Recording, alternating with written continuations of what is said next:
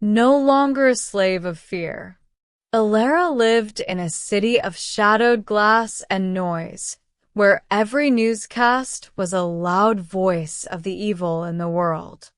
The headlines shouted of betrayal, violence, and despair, and each one was a chain tightening around her heart.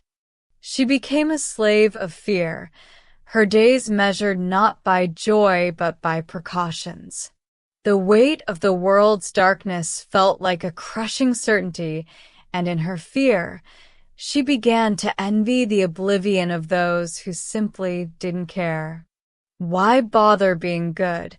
A voice in her mind sneered, when the wicked seemed to prosper and rule. Then she stumbled upon the ancient message.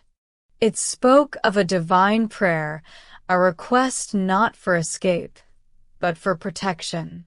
I do not ask that you take them out of the world, but that you keep them from the evil one. The truth hit her like a sudden, warm light. Her safety wasn't dependent on her ability to hide from the world, but on an unseen, powerful guardianship. She was not a powerless civilian caught in a crossfire. She was born of God, and the evil one does not touch her. The whole world might lie in darkness, but she, and others who believed, were held firm by the one who is true. Alara read the words, "Do not fret because of evildoers. Be not envious of wrongdoers, for like grass they will soon fade." This was the antidote to her envy. The seeming power of evil was a mirage, a fleeting thing that would wither. By faith, she chose to shift her focus.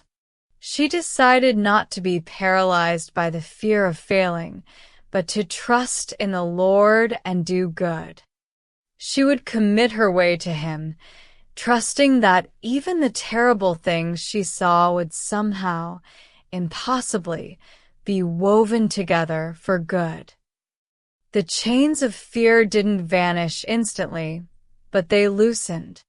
The world outside her window still had its shadows, but now Alara carried an internal light. She was still in the world, but she was no longer of the world, and she was no longer alone. With a deep breath, she opened her door, realizing that if God was for her, the question, "Who can be against us?" had already been answered.